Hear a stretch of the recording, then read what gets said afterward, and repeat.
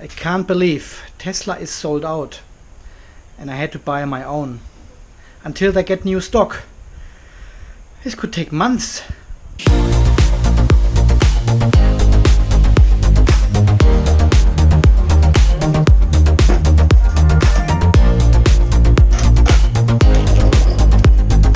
Ah, no, that's not how it looks like.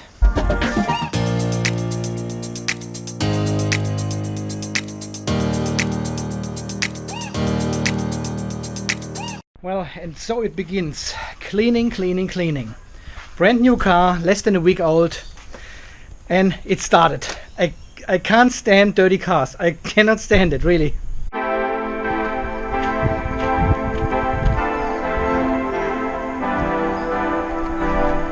Well, yesterday while shopping we bought something for the car. Not the cat litter. For most cars. Yeah, so Tesla has run out of floor mats. So I bought my own set until the original one arrives.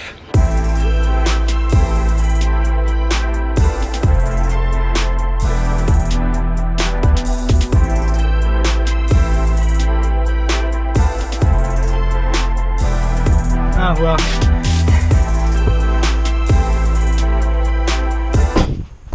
nah, they don't really fit, but it's better than nothing, and they were only $12. For 12 bucks, that's alright. Protects the carpet inside until the original floor mats are available again. Okay, first job done. Well, and then I need to decide which of all this crap goes back in the car. Definitely the Aldi chip, and of course the, well, never been used, 100 years old, but if I don't put it back, we will need it. We will have one of these emergency situations where you need it and then it's not there anymore. So better put it back.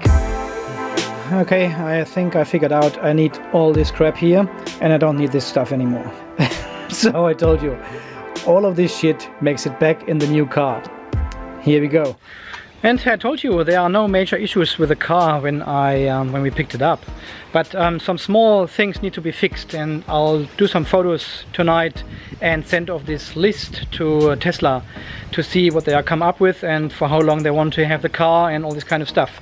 I just quickly show you what's going on here. Let me see if I can get the angle right here.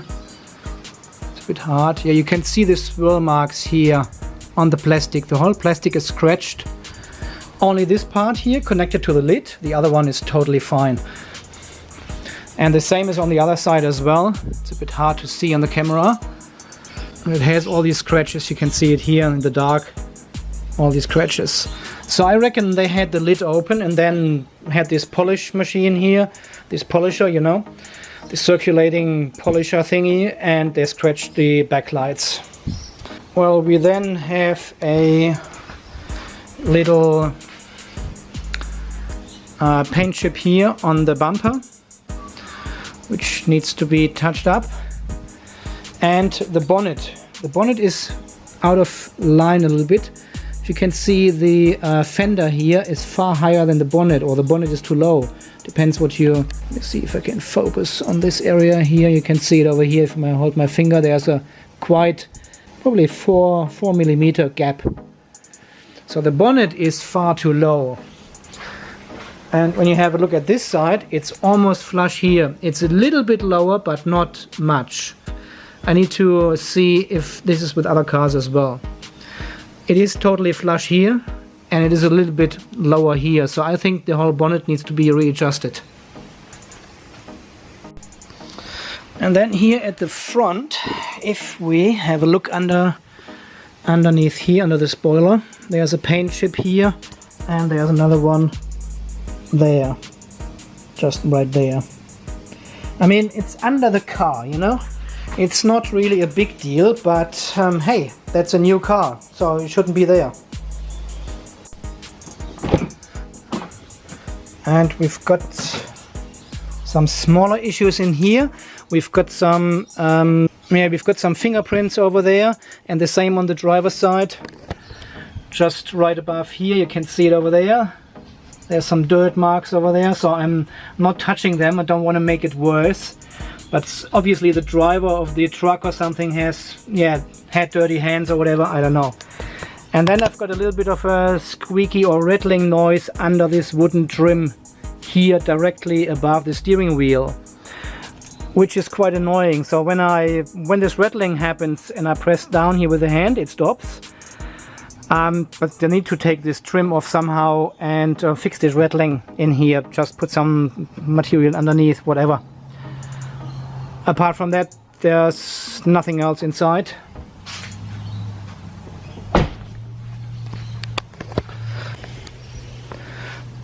Nothing dramatic. And I just changed the vehicle over in linked. This is the tag for the toll roads here in Australia. So I removed the PHEV and added the Tesla Model 3. You can do this online, and now this car is linked to this tag. Whenever we go under these bridges, it beeps and it costs you money. Amazing. Well, and then we have the Tesla wall connector situation here as well, which comes with the car, and I have not decided yet if I actually install it or not. So, but this will be a topic for another video, I guess. So, as always, guys, thanks for watching. Thanks for all your support. I am Andy from Unplugged TV Australia, signing off. You stay charged, and we will see us again in the next video soon. Okay, see you then. Bye-bye. Okay, and again, in the middle of the night on the driveway, doing some testing with the car. I think I know where this sound is coming from, this noise when you open a door. There are some contactors in the back of the battery pack. So the car is sleeping at the moment and it's not awake. Just put the camera down here so you can hear this sound when I open the door now. There you go. The double click. Two contactors have just closed. High voltage contactors, I assume, and I think it is because the USB stick is not plugged in. So the car goes really to sleep. As soon as I plug this stick in, it's not sleeping anymore. Symbol should come up. There it is. I'll leave it as is. I don't push the button now. I don't want to start recording. We'll leave it as it is and see if the car still makes this sound after it falls asleep again. So, and now 2 hours later, we do the second test. USB is connected to the car. I'll put the camera under the car again so you can hear the clunk sound. And I'll open the door. Still does it. It still does it. Okay. So what we are going to do now is I'm going to press the dash cam icon so it starts recording and close the door again. Okay, let's give it another 2 hours. So I still don't know exactly how this all works with this dash cam, because the car is now parked and it's not locked, but it's parked. So theoretically the dash cam should not run. But as you have seen, you can press the icon and it starts recording. I have read on the internet that it will record for 1 hour even the car is parked and then stops recording. So if I wait another 2 hours now and then we do the test again, see if the sound still occurs, and I will take out the USB stick then and see if there's a footage on it and from how long, because it's now 9 o'clock. Yeah, this is all confusing. And there's no real information in the manual about this, and there's no further information on the internet available. So again, I need to do my own testing as always. Okay. Yeah, well, and then again, this may change with the next software update again. It's not like we are finding a solution now and now how it all works and what is exactly happening. This could change with every software update again and then we have to test again.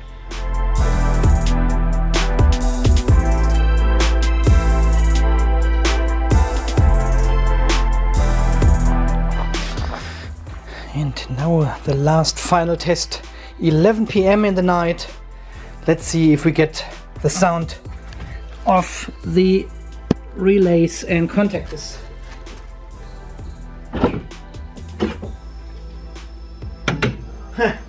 It still does it. I don't understand it. I'm really 100% sure. I'm very sure the car has not done these noises before.